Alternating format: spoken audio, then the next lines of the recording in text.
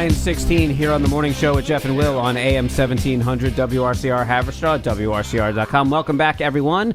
And at this time, we welcome in, as we do every Monday at this time, it is Tina Traster, she of RCBizJournal.com. Welcome, Tina. How are you this morning?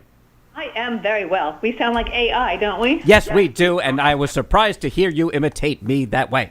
I'm here too. But were you really surprised? You know what? Nothing surprises me anymore, and yet I'm surprised by everything at the same time. I don't understand how that happens, but the whole AI thing is very damaging and destructive, I personally think, and it's disturbing in its way. I'm just very bothered by it. Some of it's when used for entertainment purposes and fun, it's kind of interesting, personally. But when people start trying to fool you into thinking they're doing something and using it for shortcuts for things, it's very scary. Slippery slope. Yep, very much so. It's like, Cliff Notes gone off the cliff. That's exactly how I explained it to Will one day. It's like, using Cliff Notes. But, I mean, it's crazy how advanced it is compared to that. That's true. I don't even think that we can game out the implications of this thing. No, not at all. And so we try to stick to what we do know.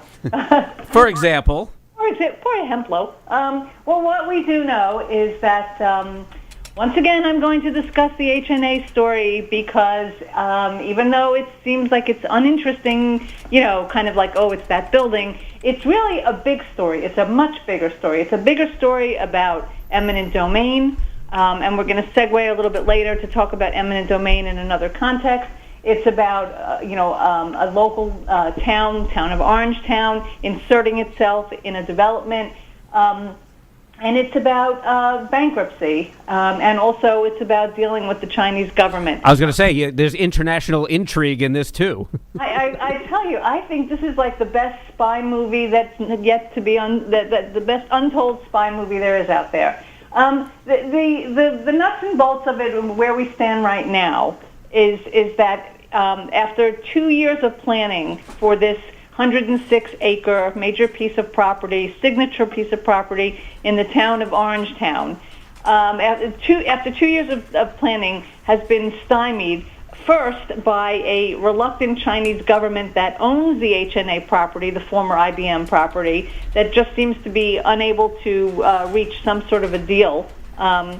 And then you've got sort of underfinanced developers, and now litigation in the federal court in New York, where the REIT, SL Green, is basically seeking to have the property transferred to itself in order to satisfy a judgment debt. So it is a tangled web, and the update here is. The update is partially what's going on in the courts as SL Green tries to get a hold of this asset, but at the same time, what we've been following and what will come to a head shortly is that the town of Orangetown has begun an eminent domain process on this piece of land. And that's a big deal, when a government attempts to take over a large piece of land or a significant piece of land. I would say that's a reason to pay attention. I checked in with Orangetown Supervisor Teresa Kenny, and she said that she's aware that SL Green is trying to, take the property to satisfy a judgment, but nevertheless, she said that eminent domain is still on track, and that we should be coming up to that 90-day mark where they've had enough time to do to take public comment. Eminent domain involves a government appraising a property and then offering a fair market price for it. What was originally said to be the trigger to move toward eminent domain is the complete dilapidation of the property. Even if you go by there just along Route 9W, you could see that this once pristine, beautiful conference hotel center is covered in weeds and has had all sorts of issues, including like looting and vandalism. So the town legitimately that does have some concern about a piece of property that has fallen into utter disrepair. Now, how this plays out in terms of if this property does get transferred to SL Green, can SL Green still go to the negotiating table with the pair of developers that the town of Orangetown has tapped to reimagine this property? I guess the answer theoretically is yes. SL Green can negotiate directly, but it just seems that if this property is transferred to SL Green, I think basically the town of Orangetown loses control over this property and possibly what was envisioned there. We've talked about the team before. It's a pair of developers out in California. They call themselves Reveal. Essentially, they wanted to improve the conference center and hotel. And there's also some plans to. They have all sorts of ambitious plans. They also include some housing on site. But now, in addition to an eminent domain action, now there's this kind of like sidebar of whether or not this REIT ends up seizing, getting the property because it's entitled to the asset because it's part of a much larger bankruptcy. So it's I say just keep watching this. It's going to be very instructive, and it's got a lot of moving parts, and it's very interesting in terms of how all of these things are going to play out simultaneously.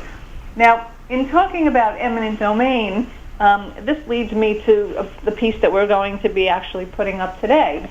I attended the debut documentary screening of a film called What Happened to Jackson Avenue. And this is... did you want to say something? No, go ahead. Okay. I want to know what happened to Jackson Avenue. Okay, well, Jackson Avenue disappeared in the 1960s as part of an urban renewal project in Nyack.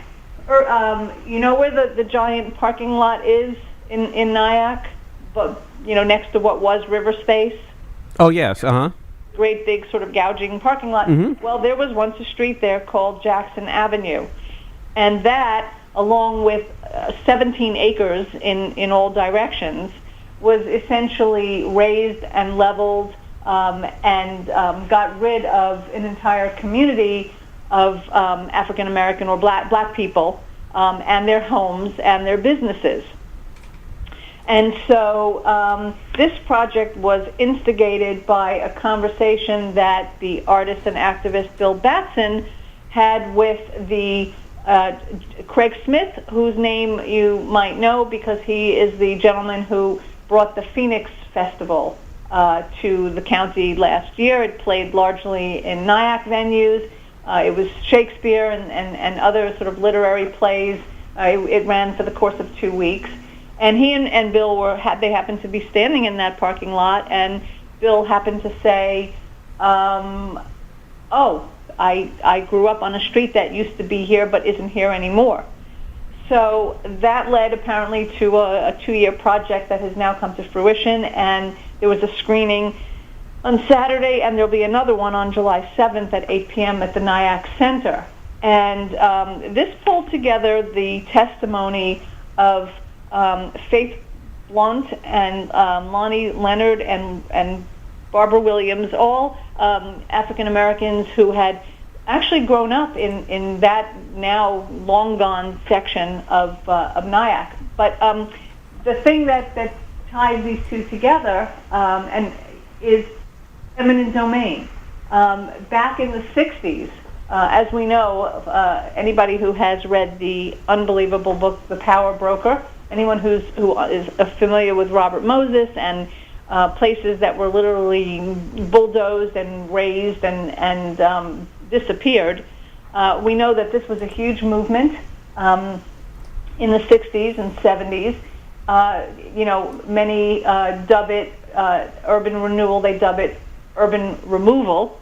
And it did wipe out swaths of populations all over.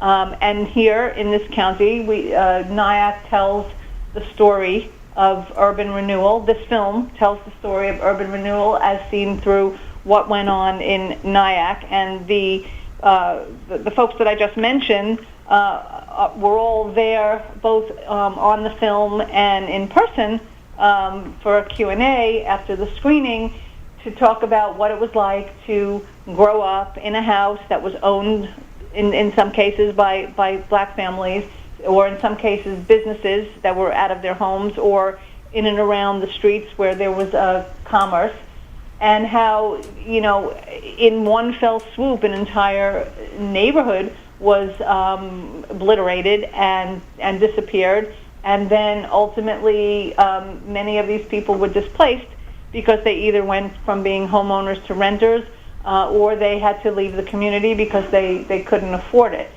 So eminent domain was, in fact, essentially the tool that was used in urban renewal, and it was used, obviously, much more dramatically as opposed to, I guess, one property. But I still see, a parallel in terms of a tool being used, and how its implications need to be thought about and calculated and analyzed as we watch these things around us.